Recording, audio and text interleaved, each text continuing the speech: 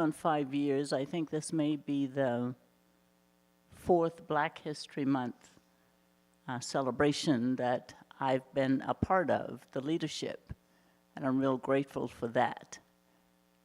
Grateful for DTF, and we now merged with Convocations, and now I'm a part of that. So these celebrations will come to you from Convocations Committee. Normally, I have all African-American speakers or performers during the month of Black History, but I'm doing something different this year. We know that no one group, no one person, no one group can do anything well without the help of others. We hear the word often, the phrase, it takes a village, and that is so true. And so the civil rights movement, and we give credit to Dr. King for starting it.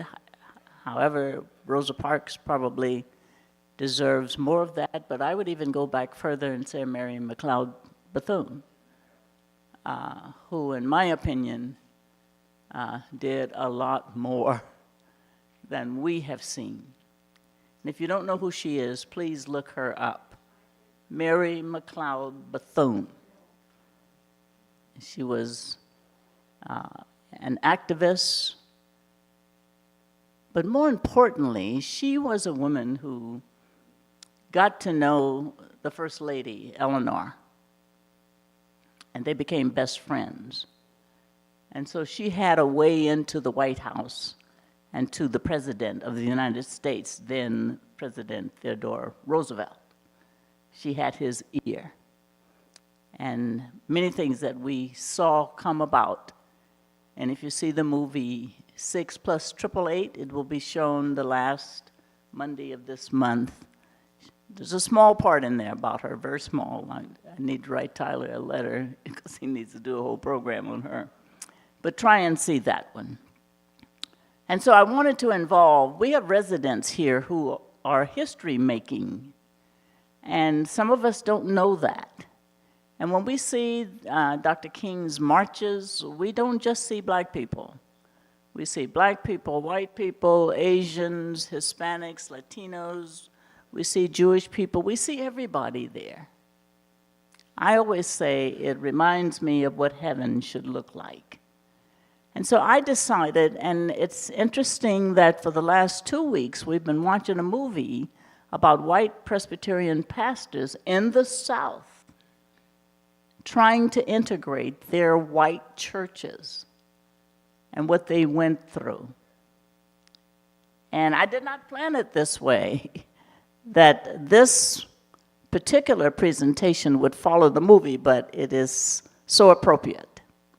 We have some residents, I'm not going to call their names now because Terry's going to do that later, who's going to share their story with us, with the Civil Rights Movement. But let me say just a little about Black History Month. It may be the last time that we are observing a Black History Month.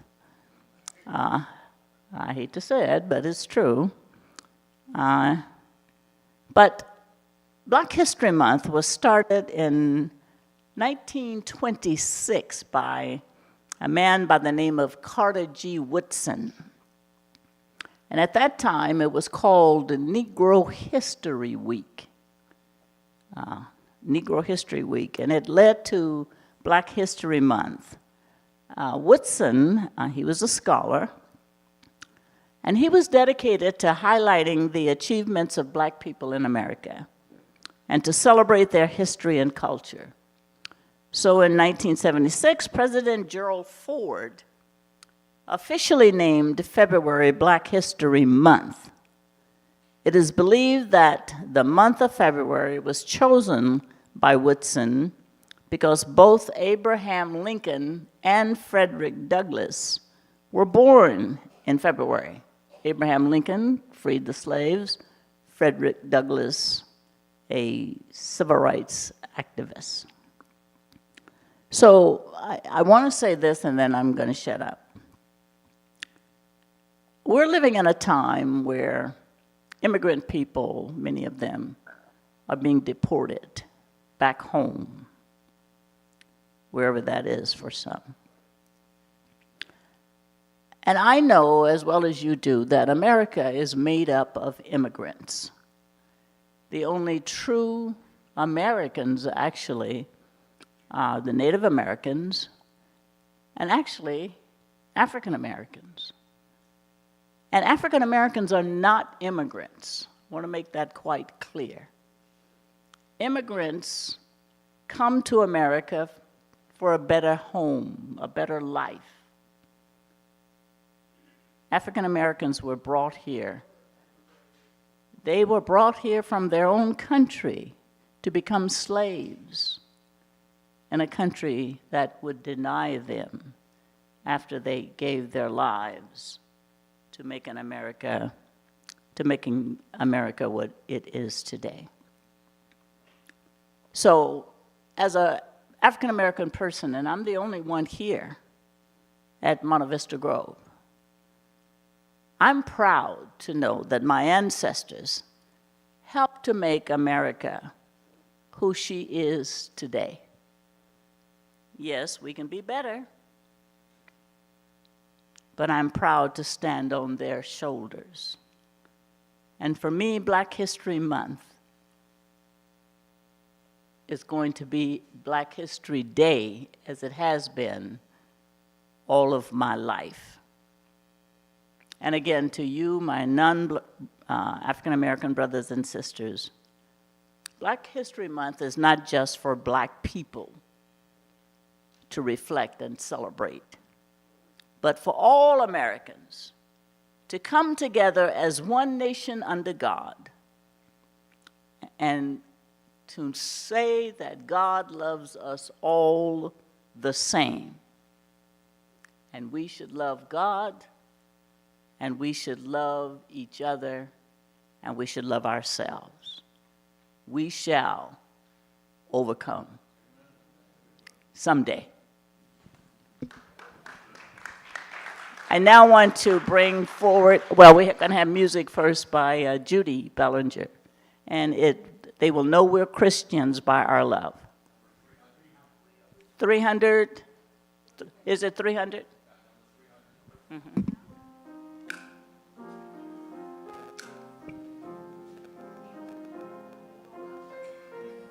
Terry will tell you when. And now.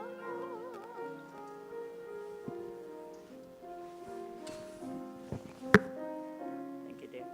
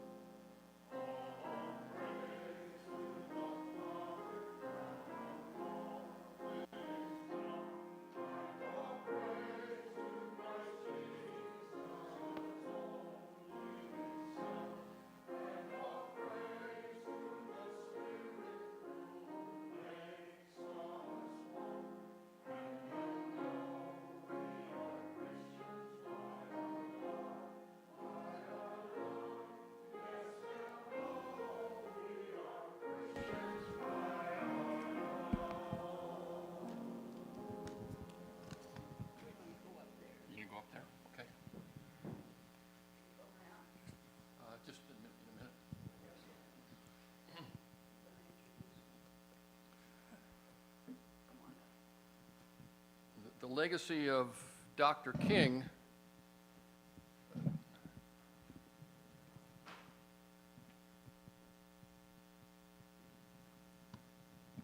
Right here,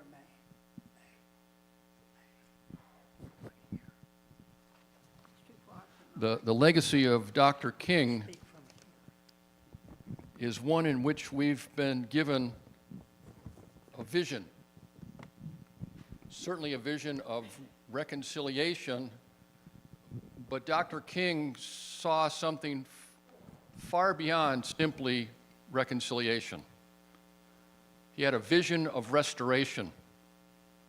Restoration not just of relationships between us as humans, but the restorations of all the conditions that would lead to the flourishing of life. So I want to read two passages, both from the Message. The first one carries with it the message of reconciliation. It's a familiar one. And the second passage, probably not as familiar, but one that you will resonate with for the population that we are here at the Grove, a vision of restoration.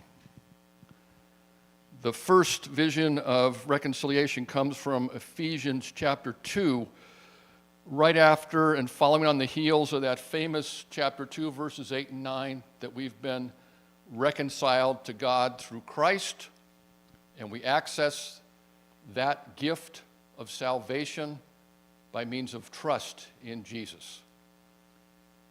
The very next verse, verse 10, tells us what we are saved for, not just what we are saved from. So I want to pick up with verse 10. God does both the creating and the saving. God creates each of us by Christ Jesus to join Jesus in the work that he does, the good work that he has gotten ready for us to do, work we had better be doing. Salvation leads to vocation. And here's the vocation, starting with verse 11. Don't take any of this salvation for granted. It was only yesterday that I considered you as outsiders to God's ways. I thought that you had no idea about any of this, didn't know the first thing about the way that God works, hadn't the faintest idea about Christ. Of course, Paul is describing his pre-conversion view of Gentiles. You knew nothing of that rich history of God's covenants and promises. But now, because of Christ, dying that death, shedding that blood, you who were once on the outside have now been brought in on everything. The Messiah has made things up between us so that we're now together in this, both non-Jewish outsiders and Jewish insiders. Christ tore down the dividing wall that we use to keep each other at a distance. He repealed the law code that had become so clogged with fine print and footnotes that it hindered more than it helped. Then Jesus started us all over again. Instead of continuing with two groups of people separated by centuries of animosity and suspicion, he created a new kind of relationship, a fresh start for everybody. Christ brought us together through his death on the cross. The cross got us to embrace, and that was the end of hostility. Christ came and preached peace to you who were on the outside and peace to those of us who were on the inside. He treats us as equals and so made us equals. Through him, we both share the same Spirit and have equal access to one God, the Father. There's the great gift of reconciliation that we're called to live out in relationship with each other because of the salvation that's come to us in Christ. But then, restoration. This is the prophet Zechariah as he imagines the rebuilding of Jerusalem after its destruction. And he has a vision of the quality of relationships in a city that now lays in rubble, but one day will be restored. God's message. God says to Zion, I'm coming back to Jerusalem, and Jerusalem's name will be Truth City, Mount Holiness. Old men and old women will come back to Jerusalem, sit on benches on the streets and spin tales, move around safely with their canes, a good city to grow up in. Boys and girls will fill the public parks, laughing and playing, a good city to grow up in. Salvation leads to reconciliation, which leads to restoration. And that's what we're going to talk about this afternoon. Please join me now in prayer. This prayer comes to us from a woman named Margaret Nash, prominent Anglican layperson in South Africa during the time of apartheid. The prayer is called, "May anger and fear turn to love." O God, whose Son in anger drove the money changers from the temple, let the anger of the oppressed people of this land and all who are detainees be to the cleansing of the land. O God, I hold before you the anger, the rage, the frustration, the sorrow of all the black mothers who demand for their children the same chance to grow up strong and tall, loving and unafraid as any white mother wants for her children. In penitence, I offer you my own mixed up anger, that it with theirs may be taken up into your redemptive will, in which the clash between anger and fear, oppressed and oppressor, can give way to the incomprehensible action of agape love. Bring about the reconciliation, the embrace of the other, the alien, the enemy, creating a festival of shalom, in which the wolf shall lie down with the lamb, and the whole of life on earth shall rejoice in the splendor of your glory. Amen. My friend Terry LeBlanc, Mi'kmaq tribe, Calgary, Alberta, talks about the lesson that he learned from his grandfather. And as Terry was growing up, he had dreams and visions of the future, and he kept sharing these dreams and visions of what he envisioned with his grandfather. His grandfather kept telling him, you know, the way to think about the future is to back into it. We have to learn to back into the future while we set our vision on what has come before us. So we are here today and next week and on the 20th for these 3 weeks to look back at where we have come from in order to guide us into this very troubling moment that we are in this nation and in our world. And so this afternoon we get to hear from 3 people who have participated in what we saw in the last 2 weeks with from the At the River documentary. We welcome Mae Gautier, and Norm's going to introduce or interview Mae, and then Bruce Calkins and Jim Symons. We are grateful for your faithfulness and for your courage. So we look forward to hearing from you as we think about how to move into the future. Mae, Norm, it's all yours. I would like to stand over there. Does that mic work? We're going to make the mic work right now.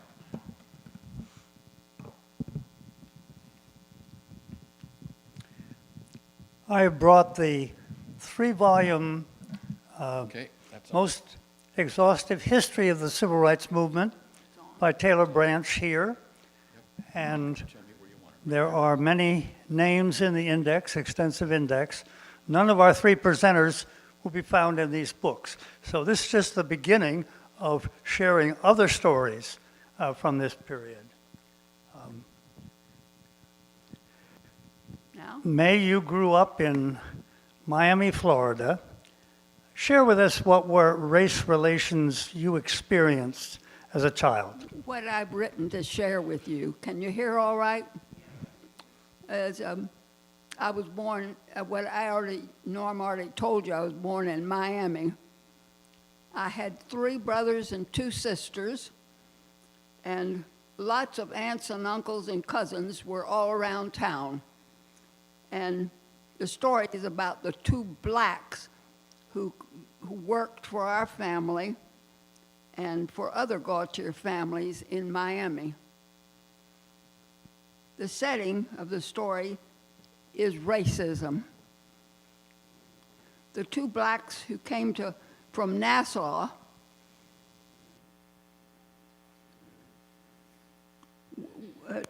to live in Miami, when my mother got to know them, it was soon after,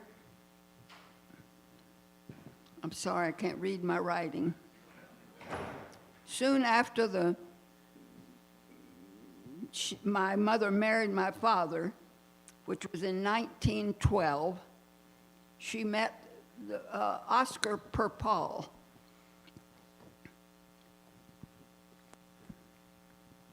When I was born in 1930, the 5th of 6 children, I soon learned to love Oscar, too, as one of our family. Although he loved to tease me, he'd step very close to me and say, M-A-Y, May. And I'd jump up and down and say, M-A-E, May. That was our game. We played for a number of years when I was little. I remember another incident in 1935. My Aunt Theda, whose family lived next door, and my mother contacted other Gautier families that were there and bought into Social Security for Oscar Perpall. They'd done research and found he didn't know to say his last name, but they found it was P-E-R-P-A-L-L. And years later, my oldest sister and her husband went to Nassau on a vacation and to look for Oscar, and they found him. He had retired and got a whole house built with his Social Security money. I was so glad to know that he was well settled. I have a picture of Oscar on the front porch of his house with my sister, and I can show it to you if you ever want to see it. In high school, I was in a church group that young people helped form, and I was very interested in racism. I can't tell you where it came from. It did not come from my family. I think it was Jesus. But anyway, I pushed for interracial things among high school kids, and we had several interracial meetings, mainly speaker. It wasn't a lot of socializing. But and then I went off to college, and I worked in Iowa, which didn't have much of a race problem. I think I didn't know anyone there who was black. But then I got a job in South Carolina at the University of South Carolina in campus work. Mae, before you tell your South Carolina story, you were at Vanderbilt Divinity School, and one of your classmates That was in Tennessee. One of your classmates was James Lawson. Many of you know of the late Reverend Jim Lawson, pastor of Holman Avenue Methodist Church in Los Angeles. The history tells of his background that Martin Luther King met him in 1957. He had just come back from 3 years of short-term missionary service in India. He was committed to Gandhi's principles of nonviolent direct action. Impressed, King was recruiting Lawson to come south. Lawson replied that he planned to do so when he finished his graduate work at Oberlin. "We need you now," King said. We don't have any Negro leadership in the South that understands nonviolence. So Lawson promised to hurry, and that was what led him to transfer to Vanderbilt Divinity School.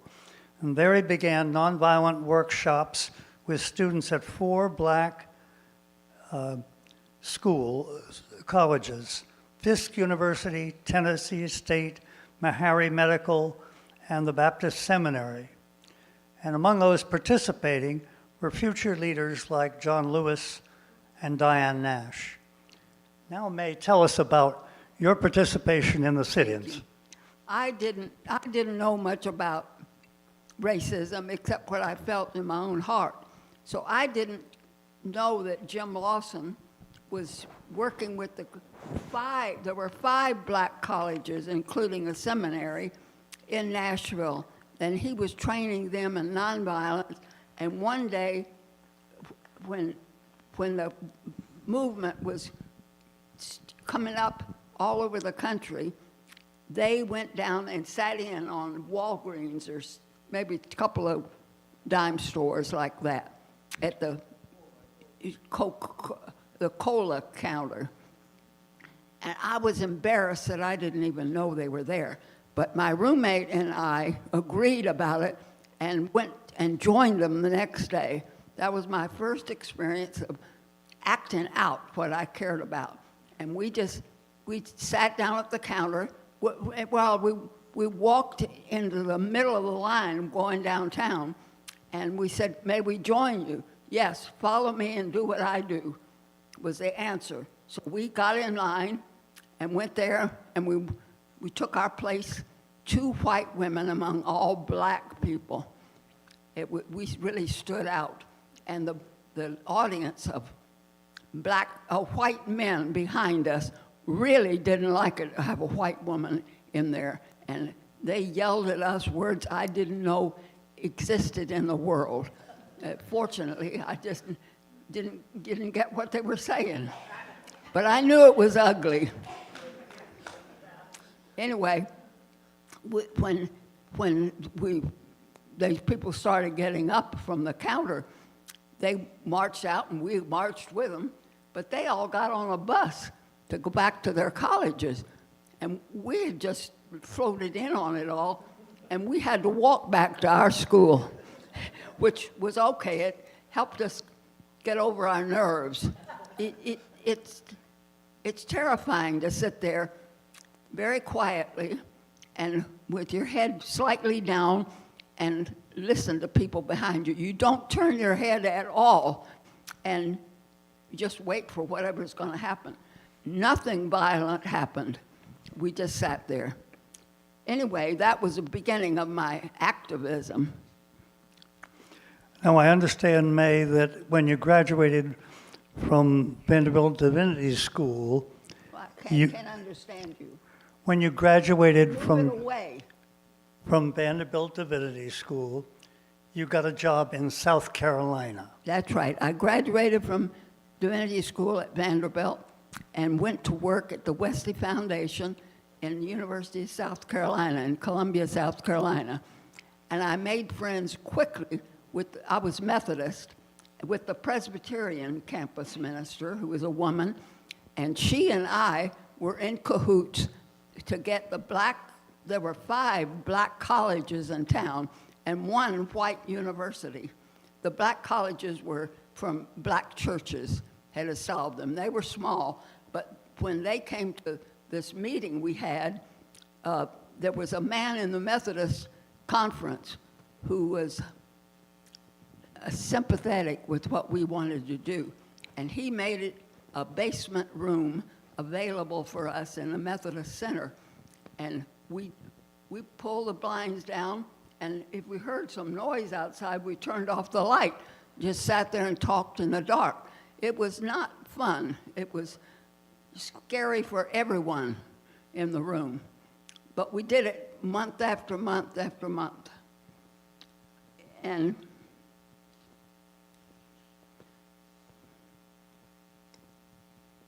Jim Lawson at the time was training students in the 5 black colleges that were in town.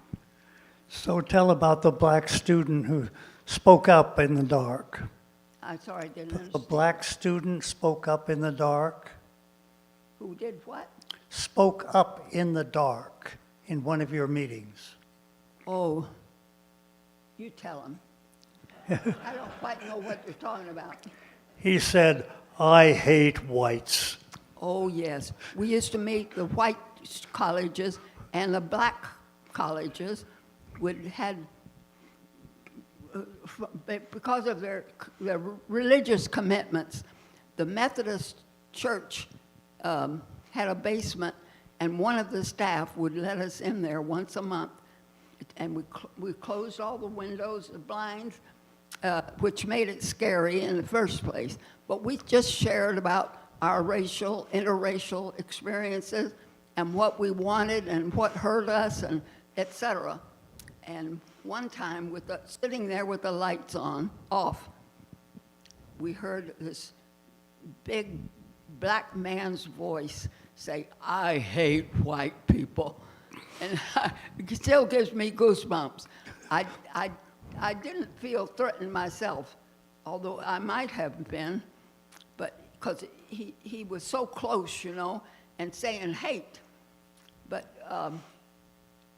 that was the end of it. It was quiet after that, and then somebody else spoke what was in their own heart. I understand, Mae, And that when you graduated, then a first black student was invited to attend the university. How did the students you trained respond to that I person? don't quite understand your question. How did your students you trained react to the first black student to come to the University of South Carolina? Yes. They were admitting black students then, and we were able to gather enough white people that we looked like solidarity with them. You know, little simple things like that we could do. We couldn't change the administration, but we could make friends with people. But after that,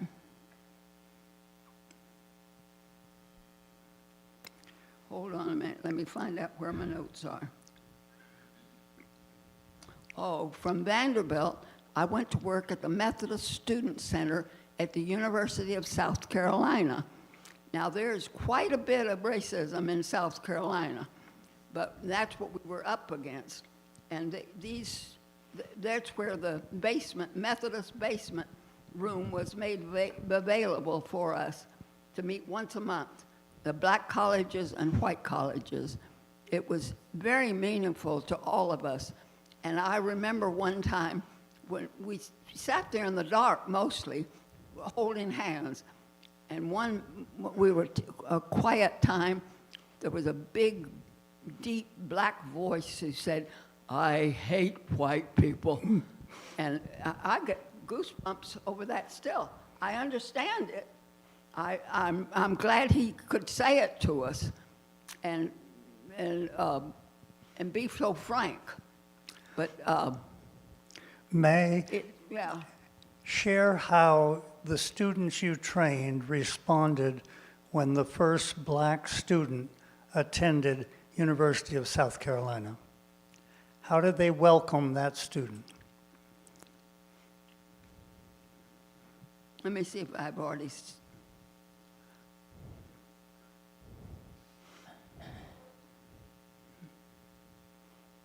Well, I don't quite know what he's referring to, but what I was going to say was how the Methodist, the editor of the conference. Yes, you gave us that.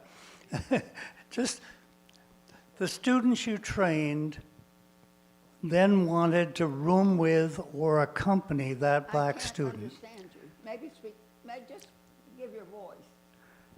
The students you trained then welcomed that black student to the campus and to go with that black student to every meal, every class. What I didn't understand it. Maybe you heard him. May I say this? You have to maybe at our dinner time Okay, table, That's fine. may tell us if she can understand the question. Okay, I would love to ask her some other questions okay. as we get there. She has one more sharing, which concerns the March on Washington in 1965. What was it? The March on Washington and your, From South Carolina, I didn't really get into my job much there, and I was invited to come to New York to work in the National Methodist offices on campus work, which would be any Methodist Foundation group in any college in the country. It was very challenging. But in the meantime, I was helping to contact individuals, which was more appropriate to my style. And I was invited to come to New York and work for the National Methodist offices on race relations in colleges around the country. And I couldn't turn it down. So I went to New York and worked nationally. And at a conference that first year, we had a big regional conference of Methodists, and there was a student march on Washington. It was thousands of people, mostly college students. And we got 2 or 3 busloads from our conference who went down there, and we just slept on the bus because we left about 6 in the morning. We just got on the bus ahead and slept and went down and marched and mixed with the people. And finally that evening, we got back on the bus and slept a while. When you're tired enough, it was very restful. And the students were so excited about the whole thing, which I don't know if you all remember that event when college students were on the mall. It was huge and very positive, which I always appreciated. A lot of people would get negative, and that I felt. Soundview Presbyterian Church did work for justice and teach me what it really meant. First was very briefly mentioning the March on Washington. And when Martin Luther King called for that March on Washington, the church members got filled up a Greyhound bus and several cars and went to the Washington March and celebrated that. We celebrated a victory that was just beginning, and it lasted for several decades. The second example is about what I called a freedom school, or they called a freedom school. At one point, the New York City Teachers Union decided to call a week-long strike. They were demanding better resources in black schools, and they wanted to have the option, the choice, to teach black history. That was not allowed at that point. And so a call, after that strike was announced, a call went out for churches to teach black history in their churches during that week. Well, our teachers in the school were excited, the kids were excited, the parents were excited, and wanted to do that. At that point, we had 600 children in our Sunday school, and they were crammed into smaller. We didn't have enough space for that, but their enthusiasm to do this created a significant movement. Now, when this call for holding freedom schools was made, there was no curriculum announced. There was no suggestion on how to do it and what was there. And so the church itself had to create a curriculum, had to print the materials, had to train teachers, and publicize the event. Well, we learned a lot about Langston Hughes. We sang a lot, and they let me help. But they ran the school.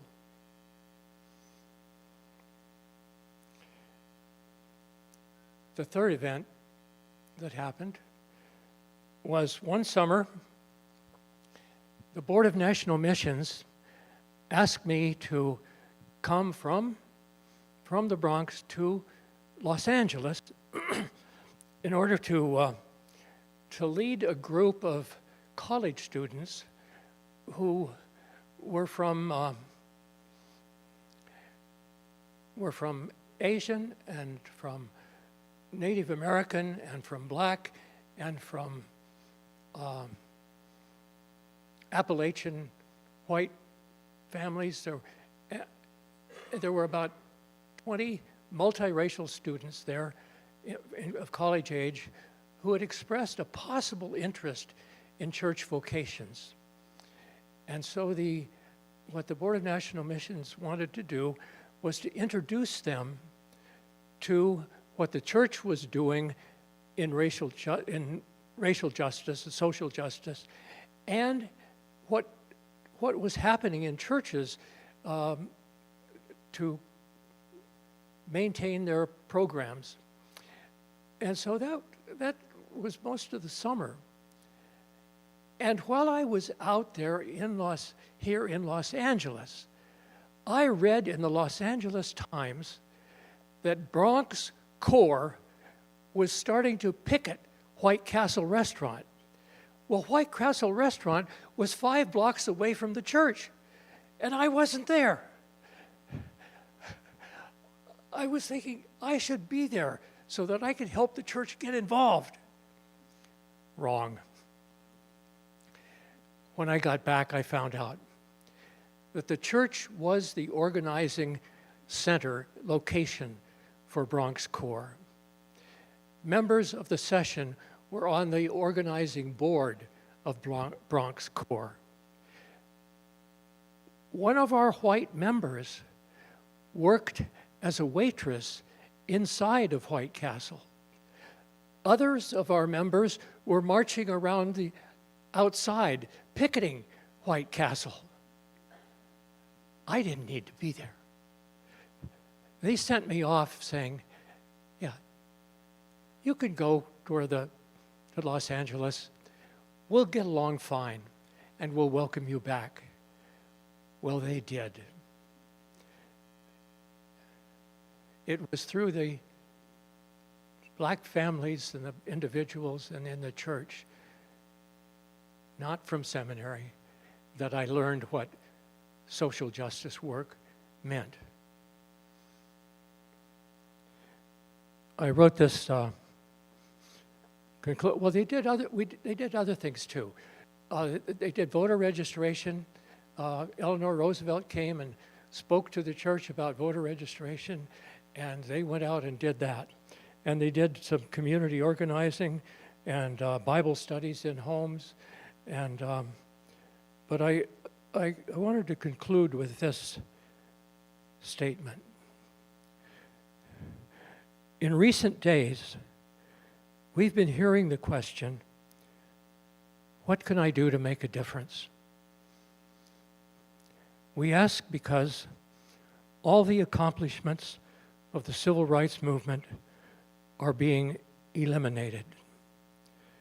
This is the time to find out what God is doing and then join in with prayer, letters, calls. Today we celebrate the success of the 1960s in the hope that freedom will be restored. Thank you.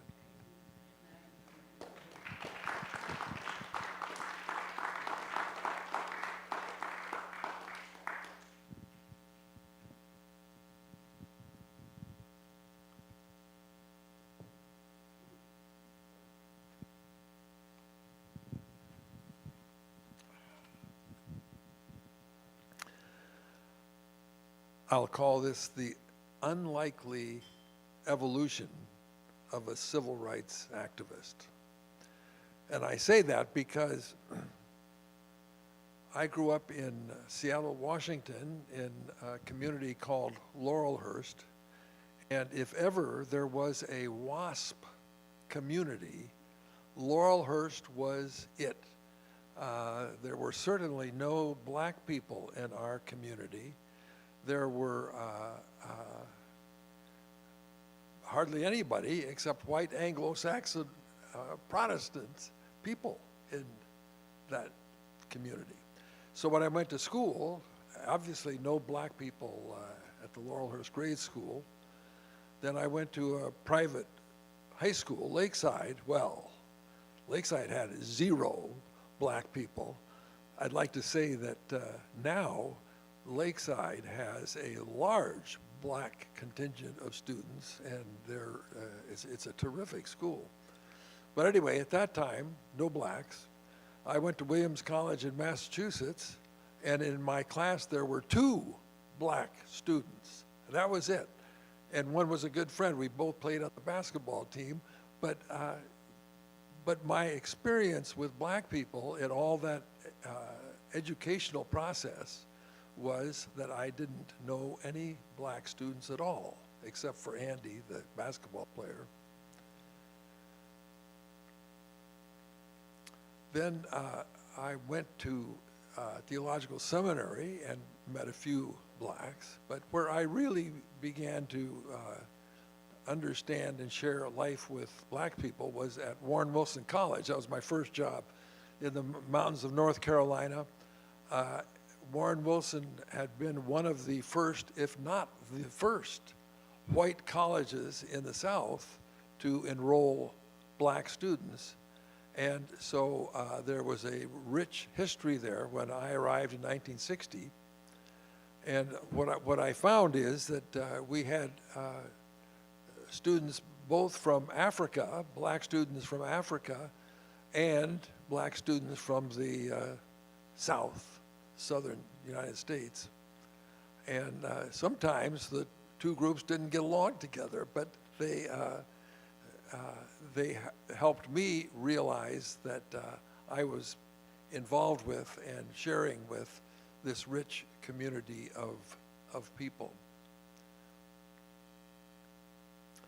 Warren Wilson had a student from California, Jim Roby, whose father was the New Church Development Director for Presbyterian Church in the North Coastal area, the San Francisco area. And one visit to Warren Wilson from Jim Roby's dad, Howard, had a conversation with him, and Howard said, "We've got a new project that we're working on in Marin County. I'd like to tell you about it." And the project he was working on was working with a church in Marin City. When you go across the Golden Gate Bridge going north and into Marin County, the first city you come to is Sausalito, white. The next community you come to is Marin City, black. No, there were no whites. It's a relatively small community, 3,000 people. You go to the next town, it's Mill Valley, it's white. So here's this little black community, and Presbyterian Church, a new Presbyterian Church was starting there, and the minister was Don Schilling. And Don and the church came up with the idea of, if we believe in integration, we need to do something about it. And here we are, a black community in between these 2 white communities. What if we got a grant, and this is where Howard Roby comes in from New Church Development, and with that grant, we will hire somebody, not somebody, we will hire a white person to live in the white community of Mill Valley and recruit people and come and become a part of this church. I said, I want to do that. And so Marilyn and I and our daughter Karen at the time moved to Mill Valley in 1964, and we had a co-pastor relationship, and it helped that Don Schilling and I were both friends. We had been at seminary together at San Francisco Seminary, so we developed this intercommunity ministry with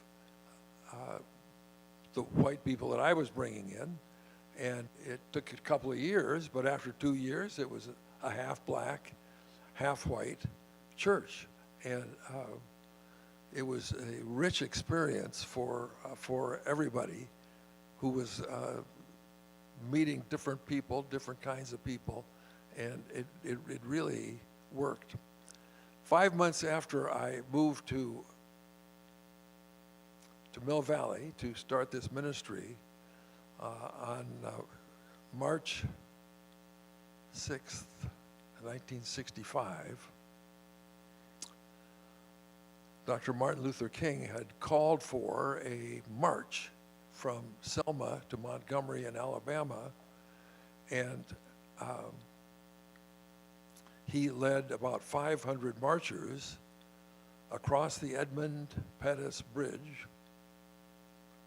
And of course, we were walking, and we paid very close attention to anything that Dr. King did, since he was the leader, the one who really represented the kind of integration that we were working on. Anyway, we walked across the bridge with 500 marchers, and they were met on the other side by sheriff's deputies and the state troopers, and the water cannons would knock people down. They had their billy clubs. They whacked people on the head.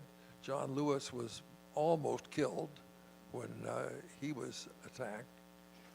And the worst thing for me was that they had cattle prods. You know, electricity. You're electrifying people. And a huge number of people went to the hospital. Dr. King was very wise in that he had invited every news outlet in the country to come to Selma, and they were there. And so we could, sitting in our living room in Mill Valley, watch every detail of that march. And the next morning, I bought a plane ticket to Montgomery, Alabama, because Dr. King had said, "We've been stopped today, but we will come back 3 weeks from now, and we will march again, and we will make the march all the way to Montgomery." And I wanted to go, and the church wanted me to go. A lot of the people that joined in the march that Dr. King led had churches that didn't want them to go, and a lot of them lost their jobs, but I was fortunate to have that support.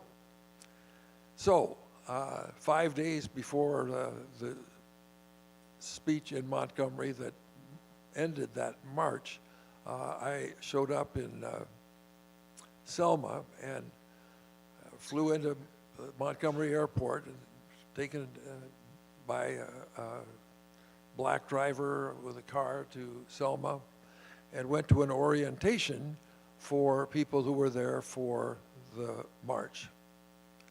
And a young woman was leading this orientation, and at one point she said, now when you get attacked, you want to put your hands over your head and get in a fetal position and lie on the ground so you protect yourself as best you can, because you'll be beaten. She didn't say if, she said when you get attacked. And I thought, it really, at that moment, it really dawned on me what was happening. I had this sense that, yes, it's dangerous.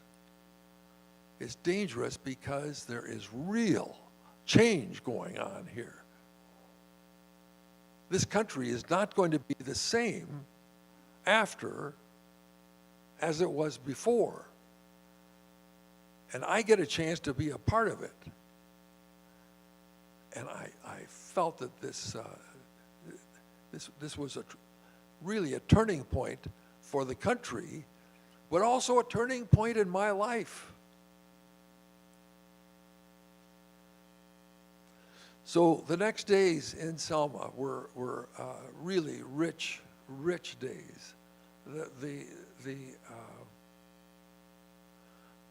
The thing I loved more than anything else was every night at Brown's Chapel, which is a big church in the black community of Selma, we had these fantastic young preachers that Martin Luther King had motivated and gathered, and they would take turns preaching. Oh my gosh, the preaching was fantastic.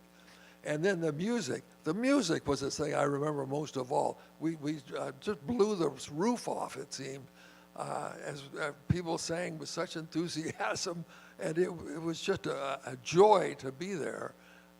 Again, because I think everybody felt history is being made here. History is being made. One day,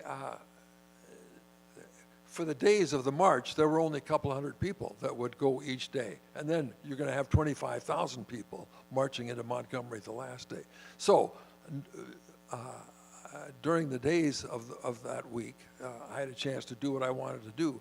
And one thing I wanted to do was to see if I could go into the white section of Selma and see if there's anybody that supports Dr. King there.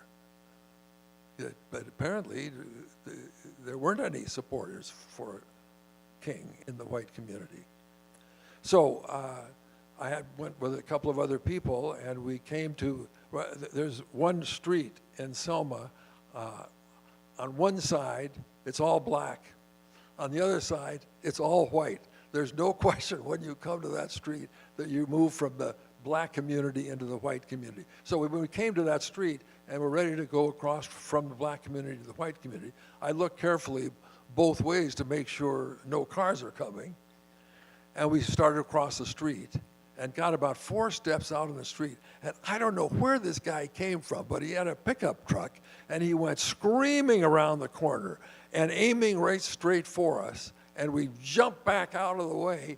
And then as he went by, I could hear, ha, ha, ha, ha, ha. This guy was enjoying chasing the outside agitators and making them jump. So we went on into the community, and the place to start was go to the Presbyterian church. So we went to the Presbyterian church and met the pastor. And I don't know, Dean, if you knew the minister in Selma, but he was a terrific guy who was torn because he, just the week before, had a couple of black people and a couple of white people try to enter the church for Sunday worship, and the deacons of the church blocked their way and said, no, you can't come.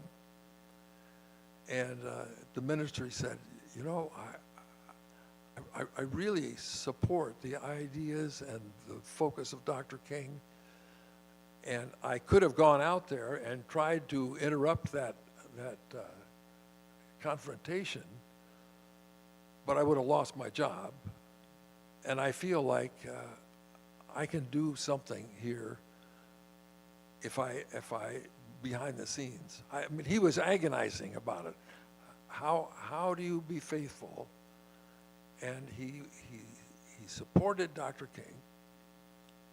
One thing he could do, he said, if you want to meet a couple of people who are supporting Dr. King, I'll give you their name and address. In fact, I'll call them. He made an appointment. And we went to see a druggist and a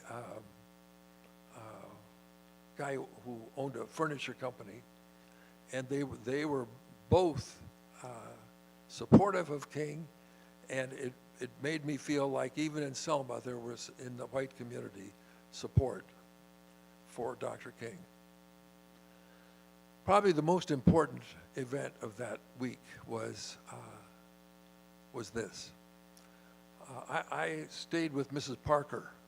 There were 3 of us who stayed there. The black community was very welcoming of all the white people who came from outside. And the second night, I realized Mrs. Parker works, her only employment is working for, as help for white families in Selma. And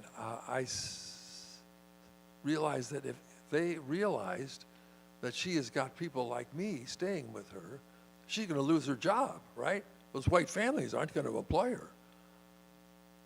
And so I said, I decided I'm not going to stay with her anymore. So I took her aside and said to her on that second night, Ms. Parker, I'm not going to stay here.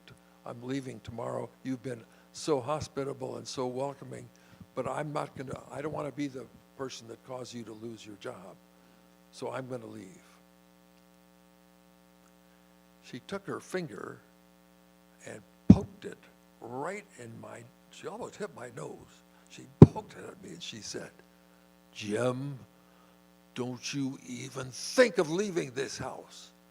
Don't you know what's happening here?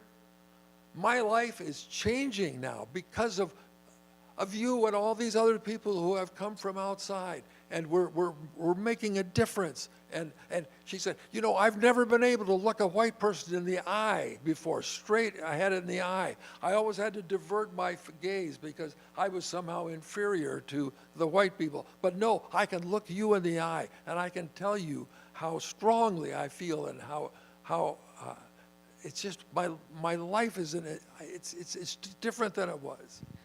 And so don't you think of leaving this house. I did not leave the house. And 3 days later, Mrs. Parker and I joined 25,000 people, and we walked to Montgomery, and we heard Dr. King give his great sermon. He said, how long before the day of fulfillment? And he concluded his speech by saying, how long? Not long, because the arm of the moral universe bends toward justice. How long? Not long, because mine eyes have seen the glory of the coming of the Lord. Glory, glory, hallelujah. And sure enough, within a couple of months, Lyndon Johnson signed the Voting Rights Bill. That march in Selma was the finest hour of Martin Luther King's ministry, and it changed my life. And I'm here to say that week was the most important week of my life. Yeah. Thank you.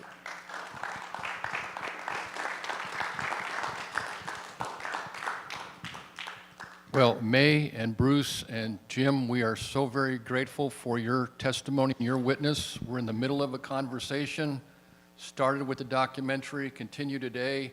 Catherine, tell us what's coming up the next couple weeks. Yes, thank you. And again, I want to thank each of you, Jim and Bruce, Mae and Norm, for your contribution tonight. It feels good when you know that you do have others who make up the village, because it does take all of us. We do have a lot of work to do. We've come a long way, but we have a long way to go. But thank you for your honesty, your bravery, and I'd like to thank all of my neighbors. I know we have some disagreements, that will always be, but I thank you.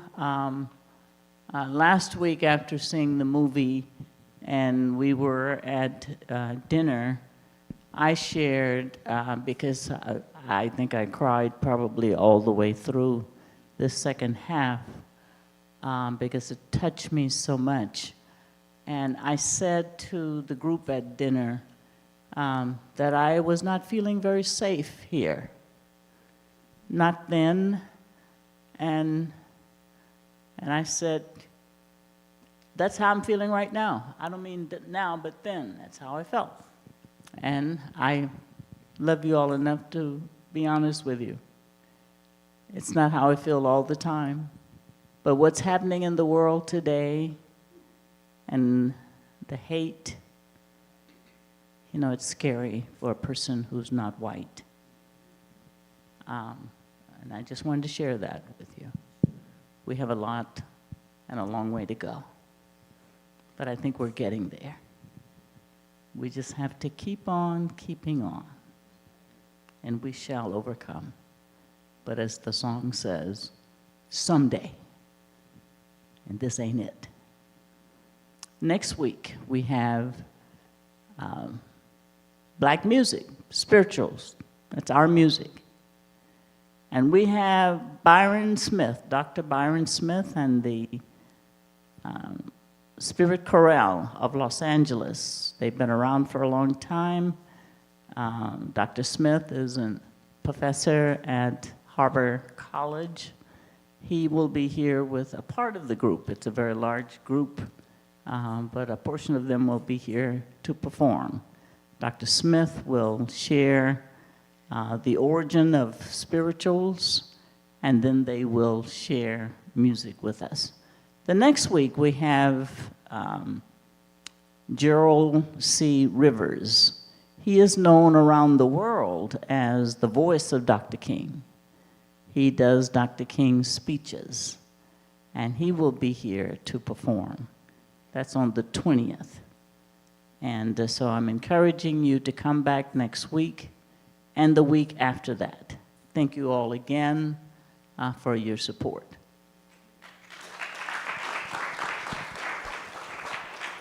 Well, thank you for being here today. A number of our colleagues and co-residents are, as we speak, over in D77, building furniture for Harlan Redmond and his family. Harlan pastors the Interwoven Church. Many of you know Harlan, and they'll be moving in on Saturday. So if you've looked around and said, where's so-and-so, you might want to find him at D77. And as Catherine said, rich conversation took place last week after watching the video over in the Rendezvous dining room. And the tables are set up again if you want to participate in that conversation this evening. So you're welcome to make your way over there. Again, thanks to our presenters, and thanks to you, Catherine, for putting together this wonderful afternoon of discussion. We are most grateful. Can we show our appreciation one last time?